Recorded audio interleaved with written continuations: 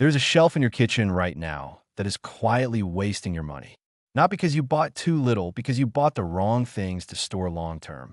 Foods that look like smart stockpile picks sit on every prepper list on the internet and then spoil, go rancid, or turn to dust months before you ever need them. I've spent 3 videos telling you what a stockpile. This one is the other half of the truth, the half almost nobody makes. The 12 foods you should not stockpile, at least not the way most people do. Because smart prepping isn't just knowing what lasts. It's knowing what quietly betrays you. Here's the honest framing before we start. Almost none of these foods are bad. Most are great to eat this week. The problem is specifically long-term storage, buying in bulk, stacking it in a closet, and trusting it'll be there in a year or 5. For that one job, these 12 fail, and I'll tell you exactly why each one does and what to store instead. We're counting down from 12 to number 1. And number 1 is the single most common stockpiling mistake there is the food more people overbuy and lose than any other. Stick around, because you almost certainly have it in your kitchen right now. Let's get into it. We start with the one that catches the most well-meaning people because it feels like the healthy choice. And for eating this month, it is. For storage, it's a trap. Brown rice keeps the natural bran and germ that white rice has stripped away, and that bran holds oil. Oil is the enemy of shelf life. That oil goes rancid in about 6 to 12 months, even stored well. Not dangerous, usually just bitter, stale, and unpleasant enough that you won't want to eat it, which in a real emergency is its own kind of failure. Compare that to white rice, which we crown in our budget pantry video, sealed properly, 25 to 30 years. So the fix isn't don't buy brown rice. Eat it fresh, enjoy the nutrition, buy it in amounts you'll finish in a couple of months. For the closet, for the 5-year plan, store white rice. And if you want the brown rice nutrients in your stockpile, we'll cover better ways to get them later in this list. Here's the practical test, because rancid is a word people know but don't always recognize by nose. Fresh rice or grain oil smells like almost nothing. Rancid smells faintly like old crayons or wet cardboard or paint. It won't usually make you sick in a small amount, but once you smell it, you won't want to eat it, which for a food you're counting on is functionally the same as it being gone. One more wrinkle worth knowing. Parboiled rice, sometimes labeled converted, splits the difference. It's partially processed before milling in a way that pushes some nutrients from the bran into the grain itself, and it stores closer to white rice than brown. It's a reasonable middle ground if you want a slightly better nutrition profile without brown rice's short clock. Though for pure shelf life, plain white still wins outright. Same trap, same reason, different aisle. Whole wheat flour keeps the whole grain, bran, germ, and the oils that come with them. Those oils start going rancid within 1 to 3 months of milling. That bag of healthy flour you bought to store is often already turning before you get it home. White all-purpose flour, with the oily germ removed, lasts a year at room temperature and years more in the freezer. It's the storage choice, full stop. But here's the genuinely better answer that most lists miss. Don't store the flour at all, store the wheat. Whole wheat berries, the intact grain, last 30 years or more sealed because the protective hull is still on and the oils stay locked inside. Add a hand grinder for $20 or $30 and you grind fresh flour the day you need it, fresher than anything in a bag, storable for decades. That's the upgrade. Store the grain, not the flour. If a hand grinder feels like overkill, there's a lower effort middle path. Buy white flour for the everyday baking you already do, and separately store a smaller amount of wheat berries as backup. Cheaper than flour, pound for pound, and it turns into oatmeal-style porridge or even sprouts without any grinding at all, in case the grinder is ever the thing you don't have. And a genuinely surprising fact about white flour, since we're being honest about nutrition trade-offs. Most store-brand all-purpose flour sold in the U.S. is enriched. Iron and B vitamins added back in after milling specifically to replace what's lost. It's not nutritionally identical to whole wheat, but it's not the empty product people sometimes assume either. You're not choosing between healthy and storable quite as sharply as it first sounds. I put oil on the buy list in our winter video, and I stand by it. but with a hard limit, and this is where it earns a spot on the never bulk stockpile list. Oil is one of the few pantry staples with a genuinely short clock. Vegetable, canola, and olive oil hold quality for about 12 to 18 months, then slowly turn rancid. Fat is essential in a stockpile. It's the densest calories you can store, as we've said before. The mistake isn't buying oil. It's buying a case of 12 bottles for a 5-year shelf, then pouring most of it out bitter and wasted. Store what you'll use in a year. Keep it cool and dark and away from the stove, and rotate it. And if you genuinely want long-term fat, the better picks are the ones with a longer clock. Coconut oil at around 2 years. Ghee. Clarified butter with the milk solids removed, similar, and in a pinch, fat rendered and canned. Buy oil for the year, not the decade. Not all common oils age at the same speed, either, and knowing the order helps you shop smarter. Olive oil, especially good extra virgin, tends to hold up a bit better than plain vegetable or canola because of its natural antioxidants, though it's also the most expensive, so it's rarely the bulk choice. Canola and vegetable blends are the cheapest and the fastest to turn. If you're buying the big jug for frying and everyday cooking, that's exactly the one to treat as buy for the year, not the pantry cornerstone. And one storage detail that quietly extends any oil's life for free. Keep it in the dark. Light speeds up the same oxidation process that heat does, which is why the good olive oils in stores come in tinted green or black glass, not clear bottles. A cheap trick if you only have clear plastic. An old pillowcase or a cardboard box does the same job as a $200 dark glass decanter. Nuts feel like the perfect survival food, dense, nutritious protein and fat in a shell.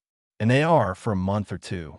But nuts are basically little packages of oil, and you already know what that means. They go rancid fast, often within 3 to 6 months at room temperature, faster in warmth. That expensive bag of almonds you bought to stockpile is on a shorter clock than the cheap white rice next to it. A genuinely counterintuitive fact that trips up a lot of careful people. Rancid nuts won't usually hurt you, but they taste of old paint, and you'll throw them out. If you love nuts in your plan, the moves are simple. Buy small, rotate fast, and for real longevity, keep them in the freezer where the oils stay stable for a year or more. Peanut butter, by the way, stabilized in a sealed jar, outlasts raw nuts by a wide margin, which is exactly why it made our stockpile lists and loose nuts didn't. Even within nuts, the clock isn't uniform, which is a detail most lists skip entirely. Nuts still in their shell last noticeably longer than shelled ones, because the shell itself is a decent barrier against air. Almonds and walnuts, lower in oil than some, hold up a bit better than pecans and macadamias, which are so oil-rich they can turn in as little as 2 or 3 months at room temperature in a warm kitchen. And roasting changes the math too. Raw nuts generally outlast roasted ones, because roasting starts a chemical process that pushes them slightly further along toward rancidity before they even leave the factory. None of this means avoid nuts. It means if nuts matter to your plan, buy raw, bind the shell where you can, and treat the freezer as the actual pantry. Breakfast cereals and granola look storable. They're dry, they're boxed, they last on a shelf. But two things quietly kill them for long-term storage. First, the oils. Granola is packed with nuts and oils that go rancid, and many cereals have just enough to turn stale bitter within months. Second, and more practically, air. The moment a box or bag is opened, cereal goes soft and stale in weeks. And even sealed, that best by date is usually well under a year. You're storing a lot of cardboard, air, and sugar for very little shelf life. The swap is the one we keep coming back to because it keeps winning. Plain rolled oats. Same breakfast job, a fraction of the price, and years of shelf life instead of months, because there's no added oil, no sugar coating, nothing to go rancid. If your stockpile has cereal boxes in it, that shelf space wants to be oats. There's a sneaky cost angle here too, worth flagging for anyone budgeting like our $100 pantry video. Cereal is one of the worst calorie per dollar values in the entire grocery store, brand name or store brand. You're paying for puffing, flavoring, packaging, and marketing on a product that's mostly air by volume. A dollar of plain oats delivers several times the actual food energy of a dollar of name brand cereal. The storage problem and the budget problem point at the exact same fix. Granola bars deserve a specific mention, since they hide in the same aisle.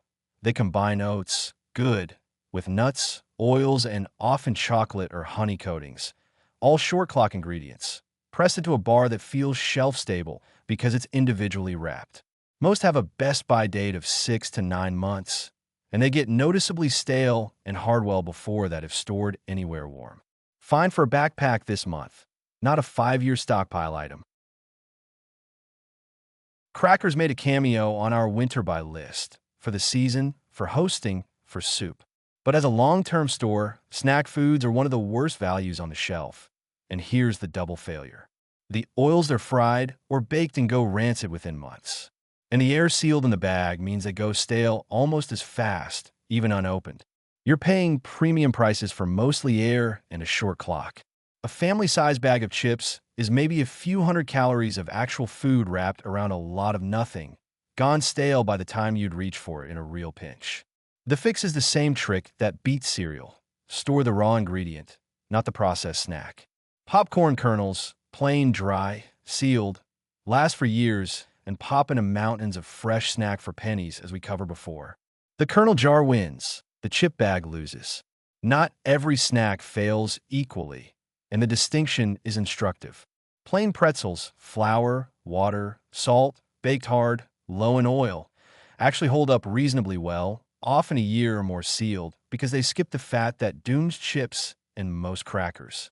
If snack cravings are part of your real eating pattern and you want something shelf-stable to satisfy them, pretzels are a genuinely better stockpile citizen than almost anything else in that aisle.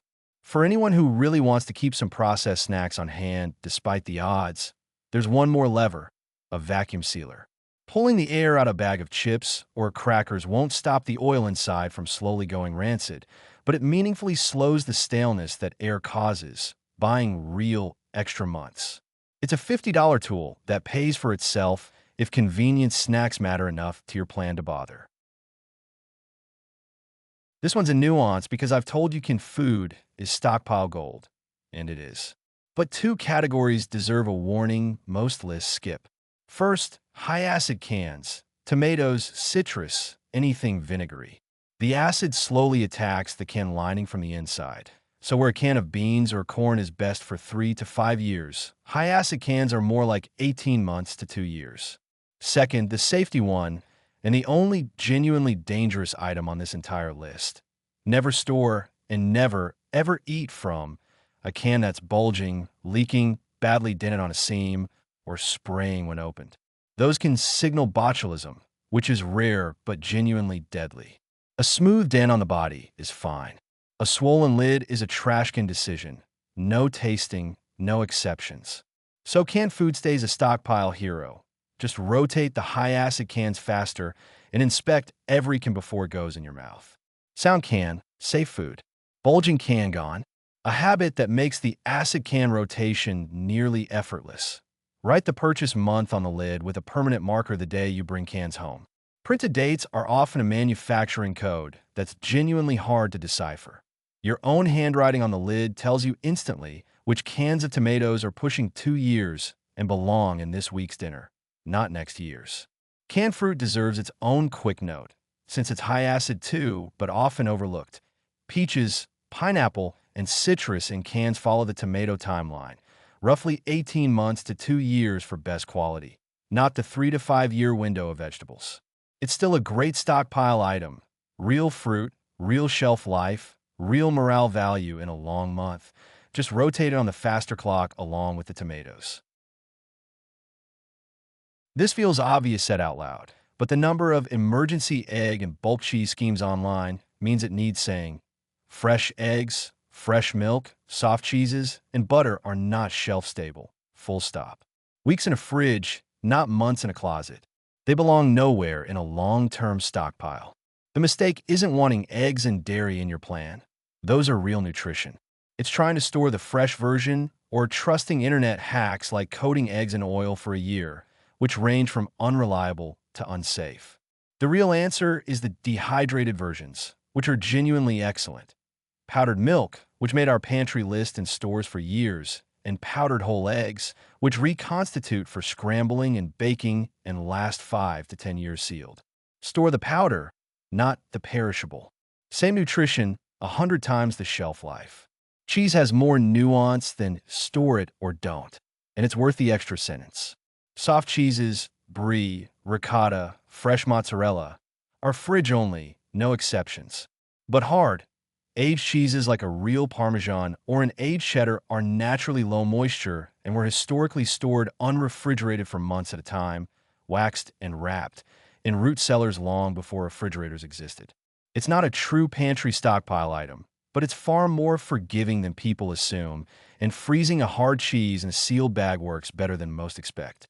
And for butter specifically, there's a real long-term option most American shoppers have never heard of: canned butter, shelf-stable for years unopened, popular in countries with less reliable refrigeration, and increasingly available through prepper and homesteading suppliers online. It's a specialty buy, not a supermarket staple. But if butter matters to your baking plan, it exists, and it solves the problem completely. This one's controversial, so let me be fair. Instant meals, freeze-dried pouches, and MREs absolutely have a place. Grab-and-go bags, no-cook situations, convenience. The mistake is making them the backbone of your food storage, because on two measures, they're the worst value on this list. Cost first. Those buckets of 120 servings work out to many times the price per real calorie of rice, beans, and oats bought plain, and the servings are often tiny, so the real calorie count is far below what the big number implies. Read the calories, not the servings, and the math gets grim fast. Second, the MRE, catch specifically. Those famous military meals only last about 3 to 5 years at room temperature, less if it's warm. Far shorter than the plain staples people assume they beat. Keep a few for convenience, but build the backbone out of the cheap, decades-lasting basics, and let the pouches be the garnish, not the meal. There is one category of freeze-dried food genuinely worth its price, and it's fair to call out. Freeze-dried fruits and vegetables, done well, can last 25 years or more because the freeze-drying process removes nearly all the moisture without the heat damage regular dehydrating causes. If your budget stretches beyond the daily staples, that's a smarter place to spend it than another bucket of instant entrees. It fills the fresh produce gap that canned and dried goods can't fully cover. The number that exposes the whole just add water category fastest is price per 1,000 calories. Do that one calculation before buying anything in this genre. Plain rice, beans, and oats routinely run under $1 per 1,000 calories. Bucket meal kits routinely run 5 to 10 times that. Convenience is real and worth paying something for. Paying 8 times more for the same calories as your entire plan is the mistake. Water isn't food, but it's the thing every food stockpile forgets until it's the only thing that matters. So it earns a spot. And the mistake here is subtle. Bottled water is fine, but building your entire water plan on cases of it is a slow, expensive trap. Here's what people don't realize. The water doesn't expire, but those thin retail bottles do. The plastic is permeable. It lets air in and slowly leaches over months and years, which is why they carry a best by date at all, and why a garage full of cheap bottles can taste like plastic within a year or two. The better plan costs less and lasts longer.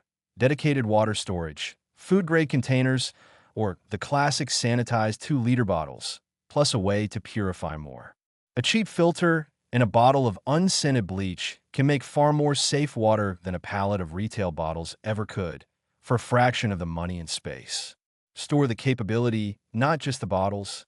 The bleach ratio is worth memorizing because it's the cheapest water insurance that exists. Plain, unscented household bleach, about 1/8 of a teaspoon per gallon of clear water, stirred and left to sit 30 minutes. A single small bottle can treat hundreds of gallons, and bleach itself, sealed and cool, keeps its purifying strength for about a year before it's worth replacing. Write the date on the cap and rotate it same as anything else. One number to actually plan around, since store water is vague advice on its own. 1 gallon per person per day is the standard baseline. covering drinking and basic hygiene. So a 2-week cushion for a family of 4 is around 56 gallons. That sounds enormous until you see it as 4 or 5 of the stackable food-grade jugs sold for exactly this job, which take up less floor space than most people expect. This one isn't a food. It's the mistake behind half the wasted stockpiles on Earth, and it's worth more than any single item on this list. People buy 50 pounds of some survival food they've never tasted, stack it in a closet, and never touch it. Then, years later, it's expired, they hate the taste, or they never learn to cook it, and the whole investment goes in the trash. A stockpile you don't rotate is a stockpile you're throwing away in slow motion. If your family won't eat plain lentils today, 100 pounds of lentils isn't a food supply. It's future garbage that made you feel prepared. The rule that fixes it is the one we've repeated in every video. Store what you eat what you store. Buy a little extra of the normal foods your family already loves, cook from the back of the shelf, replace as you go. A pantry in constant rotation never expires, never gets wasted, and never surprises you with food nobody will touch. If you do want to add something unfamiliar, say lentils, if your family has never cooked them, the fix isn't willpower, it's a trial run. Cook it for dinner this month, before it's ever an emergency food. If nobody complains, it belongs in the stockpile. If everyone pushes it around the plate, you just saved yourself from wasting 50 pounds of it for the cost of one regular Tuesday dinner. A simple system beats good intentions here every time. First in, first out, the same principle grocery stores themselves run on. New purchases go to the back of the shelf. Older stock moves to the front where you'll grab it first. It costs nothing and takes 10 extra seconds per grocery trip. And it's the single habit that turns I have a pantry into I actually use my pantry, which, per today's list, is the only kind that ever pays you back. And the most common stockpiling mistake of all isn't a food. It's a way of storing food, and almost everyone does it at first. You get motivated, you buy the big bag of rice, the sack of beans, the bulk oats, and you leave them in the paper and plastic they came in on a shelf and call it a stockpile. Those original bags are built to survive a shopping trip, not a decade. They let in air, moisture, and the part nobody warns you about, pantry moths and weevils, whose eggs are often already in the grain when you buy it. Left unprotected, a beautiful bulk stockpile becomes a bag of bugs and rancid dust, and it's heartbreaking how often it happens. The fix is cheap, and it's the difference between food for a month and food for 30 years. Get the staples out of their original packaging and into an airtight barrier. Food-grade buckets, thick Mylar bags with an oxygen absorber, or even clean 2-liter bottles for rice and beans. A few days in the freezer first kills any eggs already hiding inside. Do that, and the exact same bag of rice goes from a 1-year gamble to a 30-year certainty. That single habit is what separates a real stockpile from an expensive pile of hope, which is why it's number 1. 2 cheap tools do almost all the real work here, and it's worth knowing what each one actually does. The Mylar bag or sealed bucket blocks moisture and light, the physical barrier. The oxygen absorber, a small packet you drop in before sealing, chemically pulls the remaining air out from the inside, which starves both mold and the bugs that would otherwise survive the freezer step. Together, they cost pennies per gallon of storage, and they're the actual mechanism behind every 25-year and 30-year shelf life claim you've heard in this whole series. Not magic, just air, moisture, and light removed. And if you're staring in an already open bag wondering whether it's too late, it usually isn't. A telltale sign of moths or weevils is fine webbing near the top of the bag or grain, or small moths flying up when you open the cupboard. Freeze the whole bag for 4 days to kill anything present, sift out the dead insects and webbing, and reseal properly. The food itself, ugly as the process sounds, is generally still fine to eat once it's been through that. So there you have it, 12 foods and habits that quietly sabotage a stockpile, and the smarter swap for everyone. Notice the pattern, because it's the whole lesson. The enemies of stored food are always the same 4 things: oil that goes rancid, air, moisture, and pests. Almost everything on this list fails on one of those 4. Get those right, and the rules become simple. Store white rice, not brown. Store the grain, not the flour. Store the powder, not the perishable. Store the raw ingredient, not the processed snack. Store what you actually eat and seal it away from air, moisture, and bugs. Do that, and you'll never again throw away a shelf of good intentions. None of this means the foods we cut are bad. Brown rice, nuts, fresh eggs, a good bag of chips all have a place in a normal week. It just means a long-term stockpile is a different job with different rules, and now you know them. That's the difference between feeling prepared and actually being prepared. If this was useful, hit subscribe. New pantry and stockpiling videos almost every day, real numbers, no fear-mongering. And tell me in the comments, which of these 12 are you stockpiling wrong? I'll admit it, I lost a whole bag of